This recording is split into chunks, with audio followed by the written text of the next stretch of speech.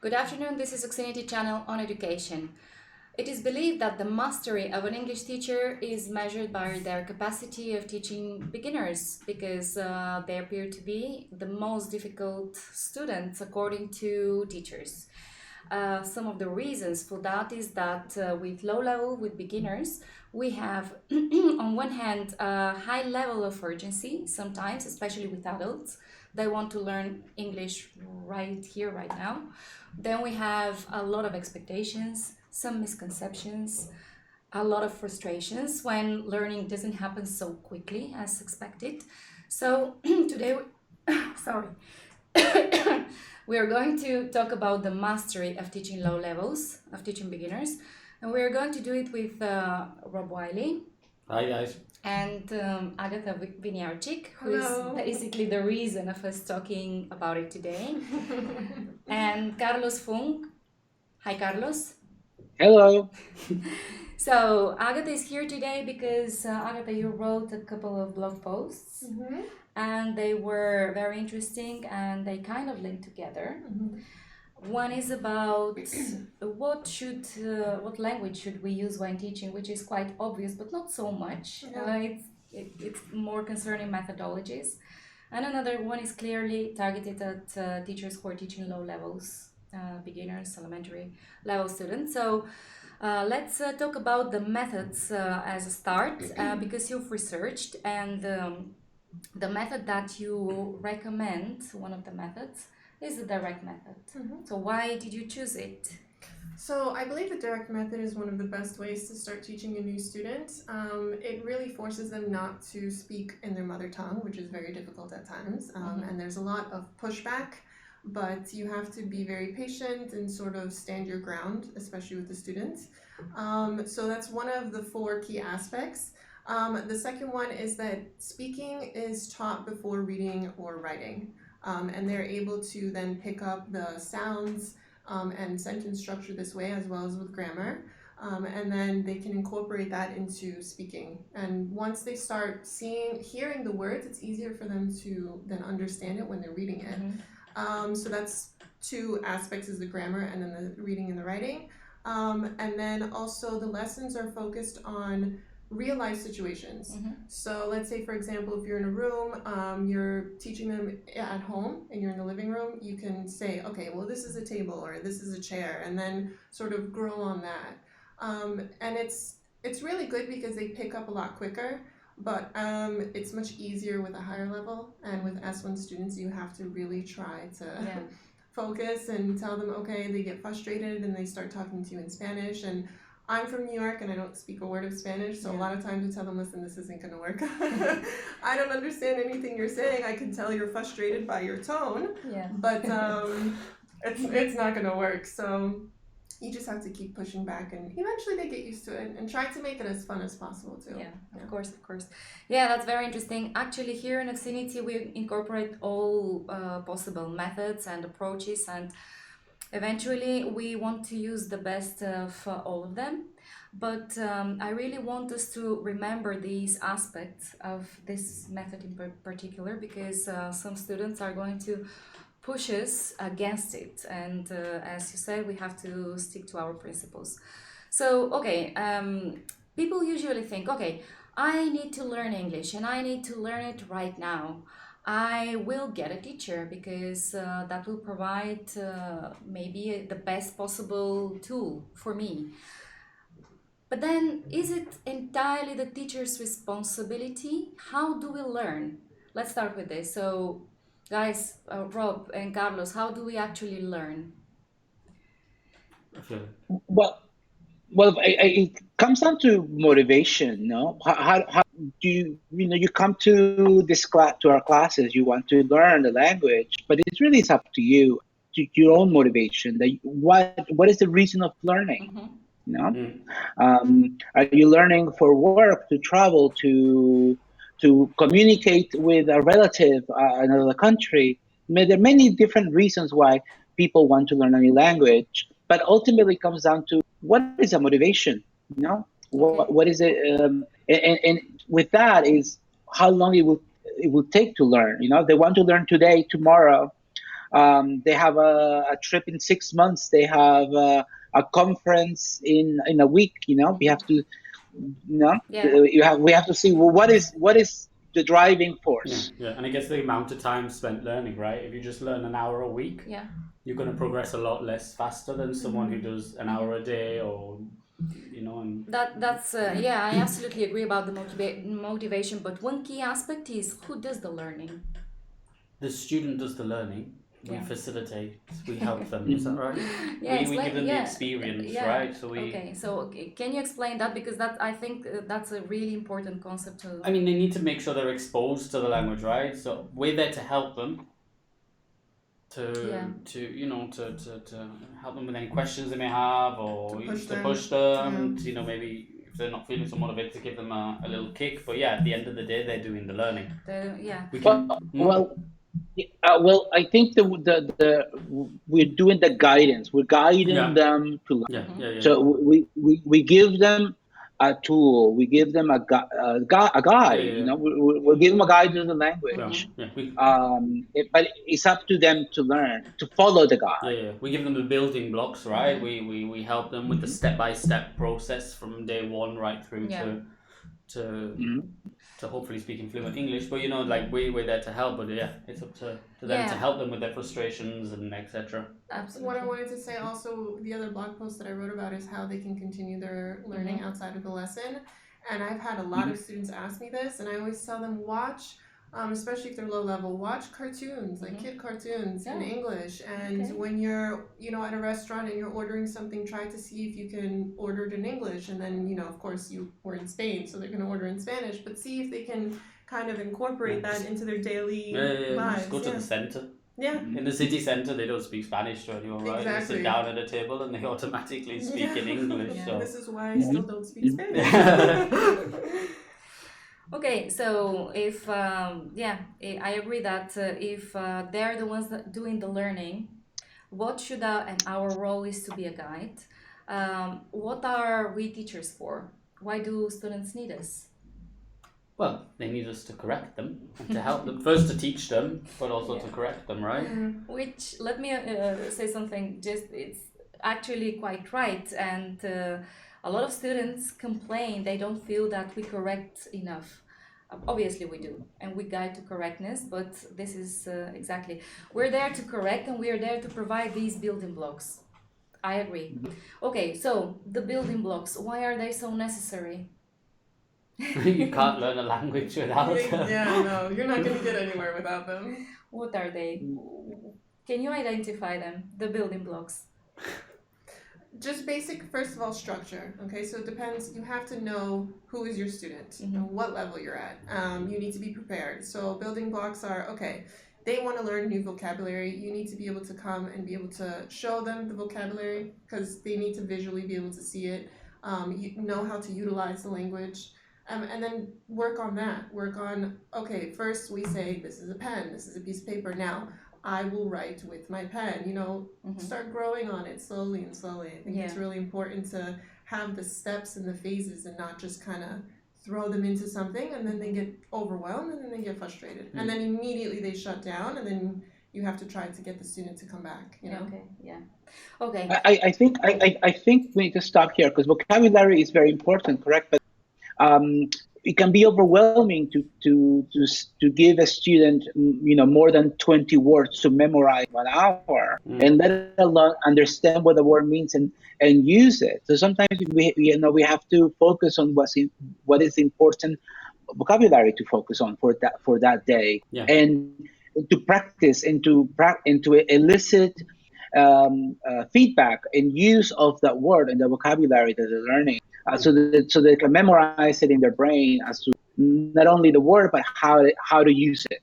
No, I agree. I would never do 20 words though. I would do more like 6 to 8, and then have them try practicing, and then at the end when you're doing the overview and see, okay, well, what was this again, or what was this, and just sort of test them and get that memory to be working. Yeah, I guess students though, they want to be you're in the class, right? You want to be remembering as much as possible. So I've done it where I've been doing numbers.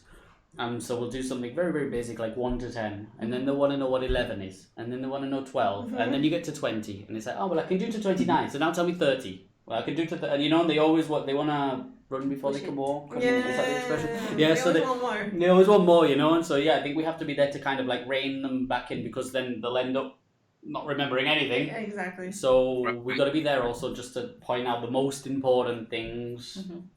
And say, look, we'll get to that eventually, but we've got to focus on this for the moment. Baby steps. And I think one of the examples that we can use a lot is storytelling. You know, is to have them tell us a story based on based on their personal experience, and using the new vocabulary. And I find that it's a successful method to memorize and to learn a new word. Yeah, exactly. Only that storytelling we can expect it from a high level student. Well, not a beginner. Anything. Well, you'll be surprised. Yeah. You'll be surprised. Some beginners, they can put the verbs together. You know, if you teach them verbs, you teach them nouns. They may not have a perfect sentence, but they can tell you based on what they learn, what they're trying, what they're trying to say. Exactly. This is exactly what I wanted to actually to make very clear, that these are precisely the building blocks that we're talking about. These are the basic verbs that express a lot of things, and that they act as a basis for students to build on them, on that basis. It's very important, and make associations, and then put two words together, a verb and a noun, maybe in something that would make sense, even though it's not perfect. So exactly, I do agree that these are exactly the building blocks that we want to give students. So more than a list of words is the basic elements, the building blocks, for them to create something meaningful in a sentence. Okay. I'm Now, sorry, I just wanted to say that as we discussed before, and that whenever I have TEFL students observing me doing S1 students, I always tell them that you can't be shy about it, and that sometimes the student may laugh, but you need to really show them. If you say, okay, I need to turn around, you have to actually turn around for them to understand. Sometimes they can laugh a bit, but that makes the lesson more fun. You need to really be able to show them exactly how they can use the language later on. You can't hesitate with that. No, you can't be shy there. Yeah, No. of course. What else do you recommend for the teachers, especially in the first classes, when maybe the students are also hesitant and more shy? That's some of the questions actually that people are asking about, Okay. like what recommendations for new teachers who are teaching an S1. For me, preparation is the most important thing. Like, whereas you can, I think you need to be more prepared, right? Yeah. Okay. But what is, hang on, what does that mean to be prepared? To know Because the you tell material. somebody, more than that, perhaps using props, Well, that was it, yeah. using The material needs to be good, right? So you need to have good material. You need to use the material around need it, to- props, this type of thing. Right, you need to use what you have in house, especially if you're teaching somebody beginner something that's in the room.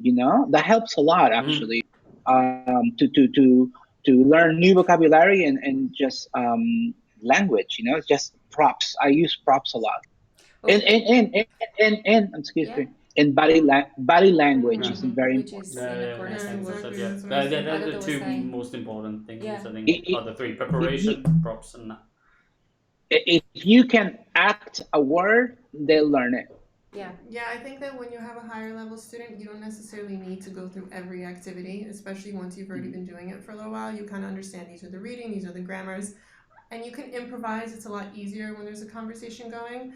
But with an S1 student, you need to know exactly what activities there are. You need to know how to prepare for it. You need to know, like we said with props, you need to really be prepared, because you never know. They might pick up one activity within 2 minutes, and you go, okay, well, I thought that was going to take a bit longer. Yeah. And then some of check them that. take so much longer for them to grasp, and you need to be able to be flexible and say, okay, well, I'm prepared, so Yeah. I can handle it. I think as teachers, And- go on. And just a lot of Yeah. examples, lots of examples for a word, for a phrase, for a meaning, for a question. Lots of examples, because that helps a lot. Yeah. Yeah. I think as teachers as well, we need to have a lot of patience Oh yeah. because not everybody has it, I don't think. But no, because you'll have a student and you can maybe say, "This is a pen," and they'll say it right 3 times, and then for the fourth time, suddenly they'll just go, "This are a pen," and they'll just start or whatever. out of the blue, you know. And it's Yeah. just like you got to just go repetition, like you've said, Carlos, and just have a bit of patience. Okay. Yeah. So when it comes to teaching first classes at first, are there any tips that can help us get started and make it really easy? Because how do I start if it's class 1 with a complete beginner? That's it. Again, lots of the questions are actually about that, what to do in the very, very first class. Because Paul has said that I believe first to know, you should have to be able to introduce oneself and greet others. Absolutely. Say, I am, introduce yourself. So I would agree with exactly what he said. I think, so the verb to be, Yeah. right? We use it For all the everything. time for everything. So yeah, knowing the verb to be, Hello, introducing how are yourself. you? Hello, I'm how I fine. feeling? Yes. Because when a student comes in a class, you say, hi, how are you? So they need to know how to answer how they are, if they're happy, sad, stressed, whatever, tired. Stressed is a Stressed is a good one because Yeah. it's similar in Spanish, exactly. which I'm sure we'll talk about in a bit. Yes. With these types of things, because they're good. Yeah. But yeah, so That's how we start. Yeah, talking and modeling a lot. Like starting always with providing the example. So that's my it. name is blah blah Radmila. My name is Yeah. Radmila. What is your name? Yeah. And so on. And then Okay? sort of as you get harder, you could say, what is this? Mhm. Then actually give them the answer, because if you just say what is this, they won't know. Yeah. So you say, what is this? This is a pen. Okay, now what is this? And Okay. now ask the students what it Exactly. is, And don't let them revert back to speaking Spanish. don't too. let them to revert. Especially new teachers, sometimes they get intimidated when the student gets frustrated, and then they kind of lose control. But it's really important to know that you're the one in control of the class, you're the one conducting it, and that you need to keep the momentum going. Which is a bit hard. It's easier said than done. I've experienced it as well, but over time you kind of just know how to do it. I think we always need to remember to get the students to ask each other questions as well, and get their confidence in asking questions. So then obviously if you've got a group, but if not, you can get the student to ask you. So now you ask this person, what is this? And go around the room, so they get used to practicing. Absolutely. But the question and the answer. Yeah. So when it comes to preparation, I agree with Carlos that it's deeper than just going over the activities. I understand that. There is one thing. How prepared are you for students' possible frustrations? Because they can easily say, oh, wow, this is too difficult. What am I doing? I'm not learning. Are you really prepared for that? How do we act so that we reduce that level of anxiety? I guess just gotta be calm, right? I actually always tell my students, I literally tell them, I say, okay, stop, let's take a breath, let's chill. I said, it's okay, I'm learning a new language as well. I know exactly, usually when I tell them that I'm also learning Spanish, they immediately feel better, and I say, my level is much worse than you. I know how to ask very few basic things. Yeah. But I always tell them, okay, let's take a second, let's breathe, and then let's continue on. And if anything, we can go back to this. We don't need to stay on it.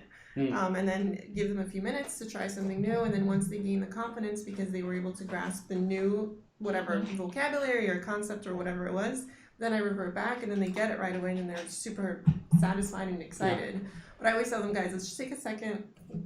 That's a very good strategy of distracting. So yeah, I do it all the time. Even in my web classes, I'm like, all right, guys, let's just chill. we need to understand that a lot of people have a lot of self-doubt. They are learning, they have learned, they're making progress.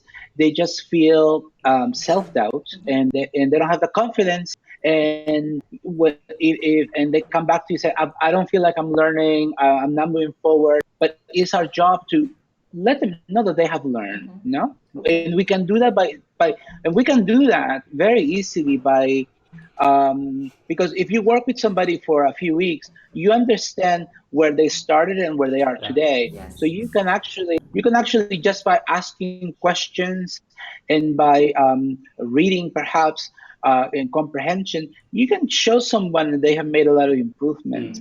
But it's normal, I think, that a student will have self-doubt and be self-critical if they feel they're not making progress. Yeah, students are And allowed to be quite harsh on it's up themselves. to us. Oh So yeah. Yeah, absolutely. And it's up to us to make sure that they see the improvement. We don't do tests. We don't do quiz. So the best way is just by communicating. Okay, so maybe asking them to put in practice what they've learned previously and then take it from there. These are the steps that okay. That's great. So Rob, do we have Yeah. more questions? I have a question. So, well, we've talked a little bit about it, but it was is it good to introduce a lot to students? So we kind of said no, and so the idea was, should we have a few things for each class? So I mean, one day we could have time and dates, and then the next class. Another thing is, do we think it's a good idea to put specific topics each class? I mean, today we're going to focus on numbers and times and dates, and if yes, what order? If we have a few. The question here is if we focus on a list of words, for instance, say numbers. What do we need numbers for? Even if we know 1, 2, 3, 4, 5 to 10 or to 20, then what? I'm not going to communicate with that list of words. So then that would come further down the learning process, right? Exactly. So I think the question is what, maybe to start with. I mean, the question is, do we just teach numbers in one class? Obviously, no. The answer is no. Do we align numbers with something else? Of course, because what we want is the students to be able to put numbers within like a connected speech, and connected speech is not just a list of words. If we talk about numbers, we can say the same applies to colors and to any list of words. There is like learning the colors, just the colors is pointless. But providing the right context for students to using a color, for instance. Yeah. Is there something related to it? Yeah, I was just thinking, this is what we've said in past meetings, right? It's about putting it in real life situations. That's it. So the student needs to say, the students does that. I need to express something. So I have the need. I need this. What do you need? I need a pen, or I need 2 pens. That's why I have to teach them the number 2, obviously. It would be wrong to say just, okay, so today we're going to learn the numbers. Say, repeat after me, 1, 2, 3, 4, 5. Wow. No. Plus, they can do it on their own. That's not really them teaching. They do that with a video on YouTube. Yeah. I always say, like, okay, well, let's say you're going to go grocery shopping. So now today you're going to learn some new words in terms of fruits, vegetables, any kind of food, and we'll incorporate numbers. So, okay, I need 2 apples, or I need 3 gallons of milk, which would be a lot. I don't know what they would need that long. But yeah, you never know. Maybe they really like milk. I think they will understand that. But And a good example is to ask when learning numbers, particularly nominal numbers, is to ask for the birthday. Yeah. exactly. Yeah.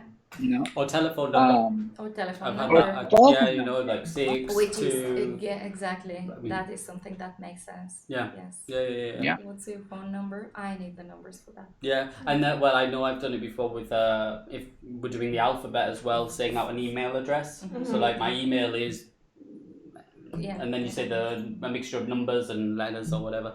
We mentioned a little. Julie asked about what videos are helpful. Any books, movies, TV recommendations for beginners. You mentioned cartoons. Yeah, I think kid cartoons, only because the language is very easy. You can't tell them, oh, go put on like a Netflix show about some murder mystery or political. They're going to be so confused. So I say, it might not be necessarily interesting for an adult to be watching a cartoon, but it really is the best way to even just have it on in the background when you're cleaning or something. Mums and dads and that who've got little kids who force their kids to watch the cartoons in English. Actually, will be plodding around the house and I've learned this from some cartoon that they heard their kids watching, in the background. So I think it works. I also say podcasts. I also tell them listen to certain types of podcasts, especially there's even ones that help you learn English and they have simple sentences. I say, okay, well, you're on the metro every day, 30 minutes one way and 30 minutes. That's an hour of being able to listen to the language. So it's really good to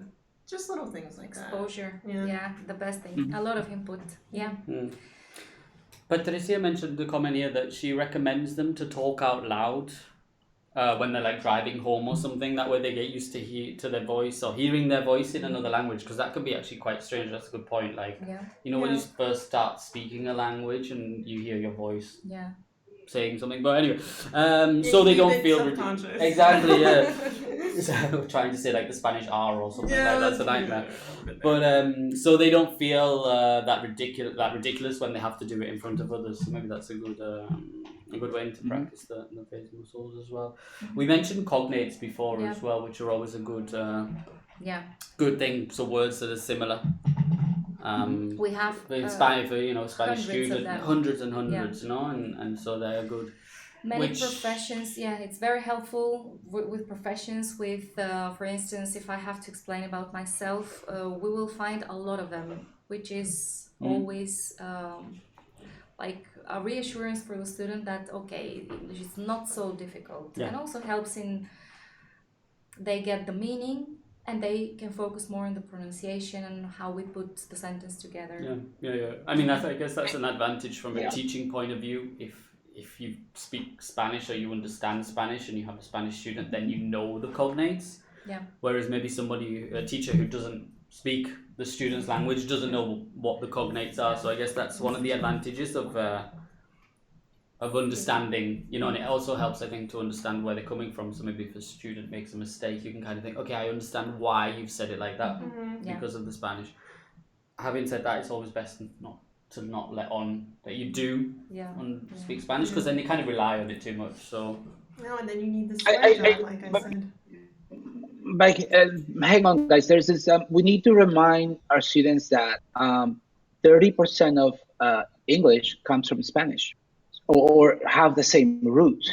So they, just by knowing Spanish, they know 30% of English. So they have a base. Yeah. So a lot of new word, a lot of vocabulary has many synonyms that are related that are in Spanish, and we can use that to communicate the meaning of words. No, when it comes from the Latin So- and French, right? Yeah. exactly. So a lot of they have 30% already down. So we just have to teach them how to use that.